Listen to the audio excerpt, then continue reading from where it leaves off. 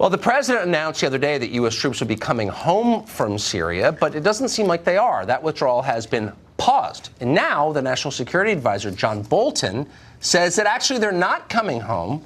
Americans will only come home from Syria when Kurdish forces are safe from attack by Turkey. Now, Turkey is a NATO ally. And that means the U.S. is levying threats against our own ally in NATO. Remember that the next time you hear how crucial this alliance is. It's all very confusing, and that's why we're grateful to talk to Christian Whiton, a former State Department senior advisor in the Trump and Bush administrations. He joins us now.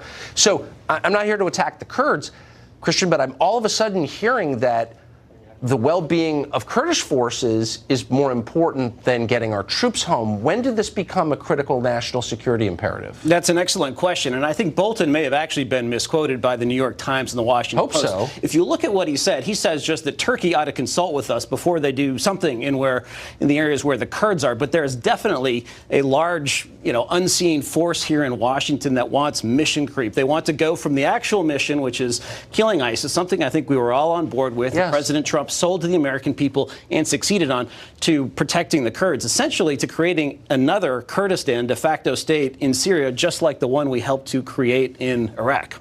But you've been here so long and you've worked in a bunch of governments, and so you know what's really happening. When the president comes out and says, we're bringing our troops home from Syria, everyone who lives here said, it's not going to happen. They're not going to let him do that. Are you joking?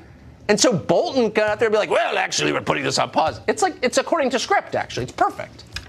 Right, but I think at the end of the day, if you look at what Trump has said, he said we're getting out. And then there was all this talk about, that's not really what he meant. It's going to be 4 months or longer. And then he said, I don't know where 4 months came from. And then today, there's this other mission creep. And people also talking about, well, we may want to manage Syria's airspace or the airspace over the Kurds for a while, which is a long-time neoconservative dream to have a no-fly zone in Syria. That's a long-term commitment. Think about the one we had over Iraq. Went on for more than a decade.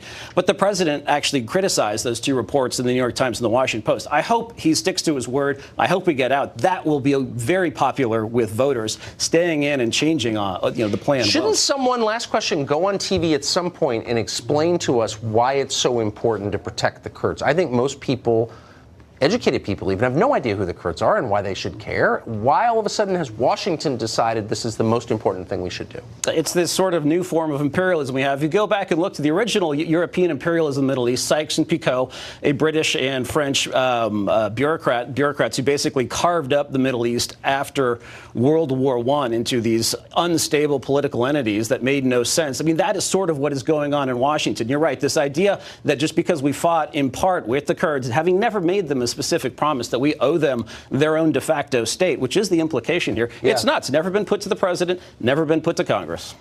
Or the public. It's supposed to be a democracy. You should have some way of influencing your foreign policy if you're the citizenry, no?